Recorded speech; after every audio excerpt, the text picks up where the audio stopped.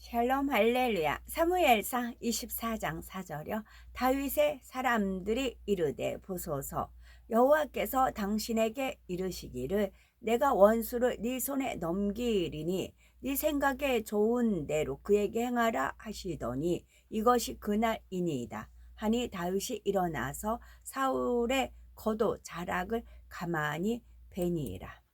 아멘. 제목은 네 소견에 선한 대로입니다. 흔히 사람들은 마음먹기에 달렸다는 말을 하는데 이는 사람의 마음가짐이나 생각이 자신의 삶에 미치는 영향이 매우 크기 때문이지요. 예를 들면 가난하고 어려운 환경에서 자랐다 해도 어떤 사람은 자신이 처한 환경을 극복하고 성공하여 자신과 같은 어려운 처지에 있는 사람을 도와주며 살아가는 사람이 있는가 하면 환경을 비관하여 잘못된 길로 가는 사람들도 있지요. 이처럼 똑같은 환경 속에서도 전혀 다른 결과가 나타나는 것은 각 사람의 마음 중심이 선과 악이 다르기 때문입니다. 선악 간에 다르기 때문이지요. 그런데 우리가 여기서 짚고 넘어가야 할 것은 우리 사람 편에서는 선인 것 같으나 하나님 편에서는 선이 아닌 것이 있다는 거지요. 진리를 밝히 알지 못하는 입장에서는 분명히 선인 것 같아도 진리인 하나님의 말씀에 비추어 보며 악이 될 수가 있는 것이지요. 다윗이라는 인물을 통해 하나님께서 기뻐하시는 선에 대해서 살펴봅니다. 이스라엘의 초대 왕이었던 사울이 교만하여 하나님의 말씀에 계속 불순종해 감으로 하나님께서는 사울을 버리기로 작정하시고 하나님의 마음에 합한 사람 다윗을 왕으로 선택하셨지요. 다윗은 이새의 8명의 아들 중 말째로서 들에서 양을 치는 목동이었습니다. 그런데 어느 날 하나님의 지시를 받은 사무엘이 이새의 집에 찾아왔죠. 사무엘 선지자는 하나님께서 원하시는 사람으로 외모가 뛰어난 다윗의 맏형 엘리압을 주목했죠. 그러나 하나님께서는 나의 보는 것은 사람과 같지 아니하니 사람은 외모를 보거니와 나 여호와는 중심을 보느니라 말씀하시며 말째인 다윗에게 기름 부음을 명하셨죠. 그러면 일개 목동에 지나지 않았던 다윗이 이처럼 하나님의 놀라운 사랑과 축복을 받은 이유는 무엇일까요? 첫째로 다윗은 하나님 온전히 믿고 신뢰했습니다. 둘째, 다윗은 어떠한 상황에서도 자신이 지켜야 할 도리를 어기지 않고 오직 선으로 악을 이겼죠. 첫째로 다윗은 하나님을 온전히 믿고 신뢰했습니다. 사무엘상 17장을 보면 소년 다윗과 길로아 골리앗이 대결하는 장면이 기록되어 있죠. 당시 이스라엘 군대는 이방 족속 블레셋과 서로 대치하여 엘라 골짜기에 진을 치고 있었는데 이때 이스라엘의 군대는 블레셋 장수 골리앗으로 인해 완전히 전의를 상실한 상태였습니다.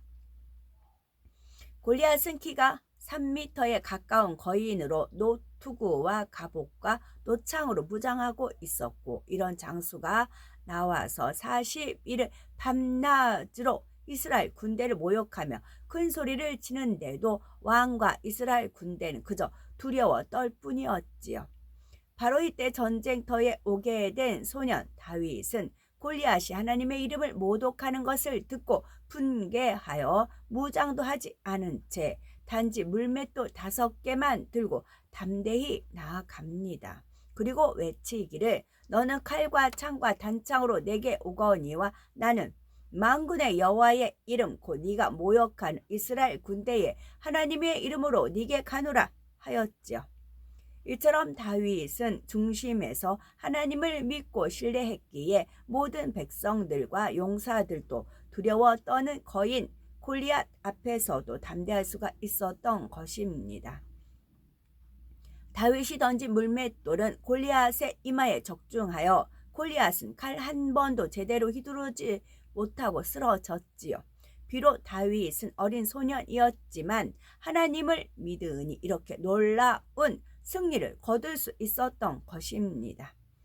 그러니 하나님께서 다윗을 보실 때 어찌 기쁘고 사랑스럽지 않으셨겠는지요. 히브리서 11장 6절 믿음이 없이는 기쁘시게 못하나니 하나님께 나아가는 자는 반드시 그가 계신 것과 또한 그가 자기를 찾는 자들에게 상 주시는 이심을 믿어야 할지니라 말씀하신 대로 하나님께서는 믿고 의지하는 사람들에게 반드시 축복으로 갚아 주십니다.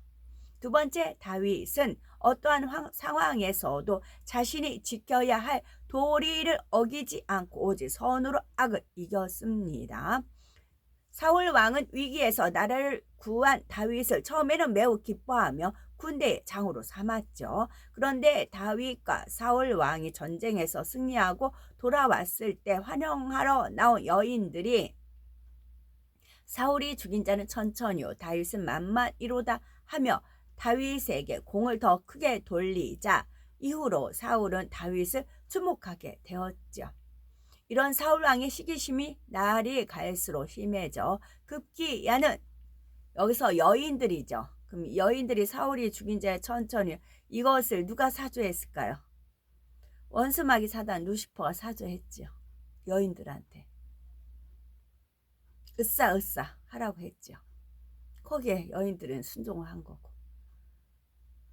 원수마귀 사단 루시퍼 계책에 넘어간 거죠. 거의 여기서부터 시작됐잖아요. 사울의 시기심을 불러일으켜야 되니까 다윗을 공공에 빠뜨려야 되니까 여인들을 충동질한 거지요. 이런 사울왕의 시기심은 날이 갈수록 심해져 급기야는 자신을 위해 수금을 타고 있는 다윗을 향해 2번씩이나 단창을 던져 죽이려 했지요. 그 후로도 사울왕의 시기와 두려움은 더욱 커져만 갔습니다. 그래서 다윗에게 자기 딸을 줄 터이니 결혼 예물로 블레셋 사람의 양피 100개를 가져오라고 요구하므로 블레셋 사람의 손에 다윗을 죽이고자 하기도 했고 사자들을 다윗의 집에 보내어 죽이려 하는가 하면 라마로 도망간 다윗을 죽이기 위해 군사를 이끌고 찾아가기도 했습니다. 그런데 다윗에게 사울왕을 없앨 수 있는 절호의 기회가 왔죠. 어느 날 다윗은 사울왕이 군사들과 떨어져 자신이 숨어있는 굴에 들어와 잠을 자고 있는 것을 목격하게 됩니다. 이때 마음만 먹는다면 사울왕을 죽이는 것은 아주 쉬운 일이었고 설령 죽인다 해도 다윗을 비난할 사람은 아무도 없었죠. 이때 다윗의 사람들은 보소서 여호와께서 당신에게 이르시기를 내가 원수를 네 손에 붙이리니 네 소견에 선한 대로 그에게 행하라 하시더니 이것이 그날이니이다 하였습니다. 즉 하나님께서 사울왕을 이곳까지 이끌어 주신 것은 다윗에게 원수를 죽일 수 있는 기회를 주시고자 함이니 사울왕을 죽이는 것이 선한 일이라 말하고 있는 것이지요. 그러나 다윗의 마음은 이들과 전혀 달랐습니다. 사울왕이 하나님께 버림을 받았든 백성의 미움을 받든 악한 임금이든 간에 이미 하나님께서 기름 부어 세우신 왕이었기에 죽이고자 하지 않았지요. 결국 다윗은 가만히 사울 왕의 옷자락만 배웠는데 이 일조차도 마음에 찔려 자기 사람들에게 절대로 사울 왕을 해치지 말라고 명했지요.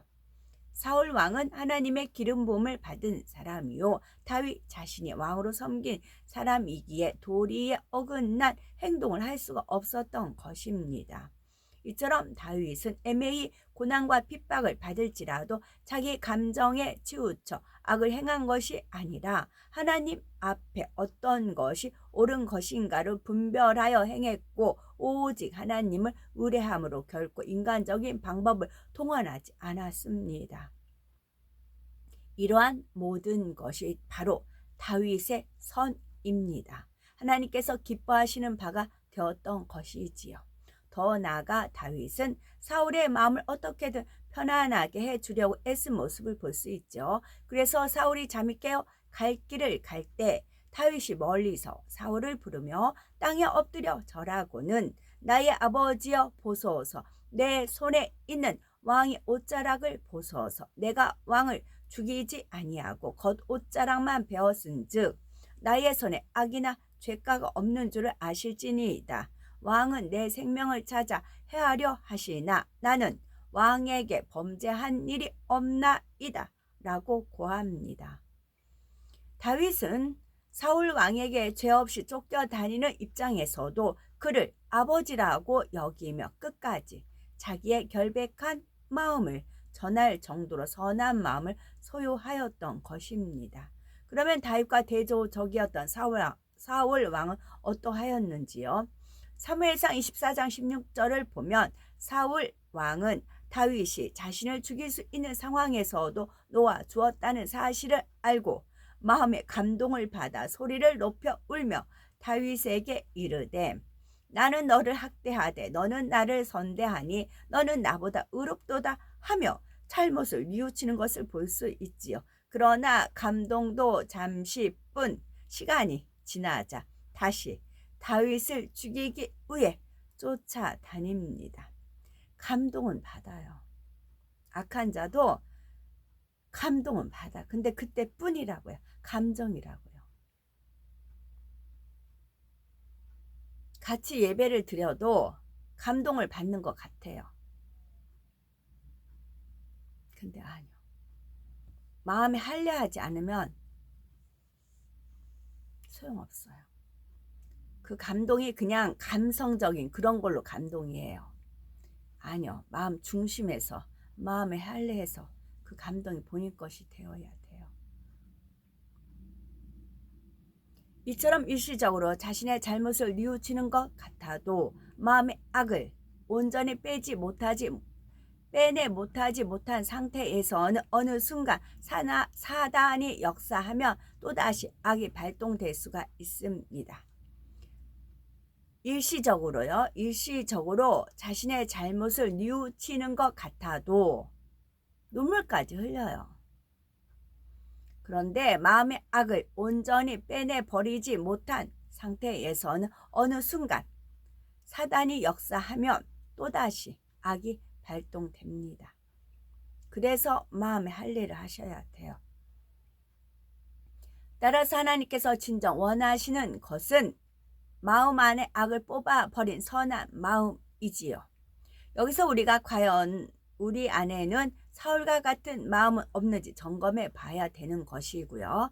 사람들 가운데는 사울 왕처럼 내 유익에 맞을 때는 무엇이든 상대에게 주고 싶어 하다가도 어느 순간 내 유익에 맞지 않으면 이내 원수를 맺거나 등을 돌리는 경우가 많지요.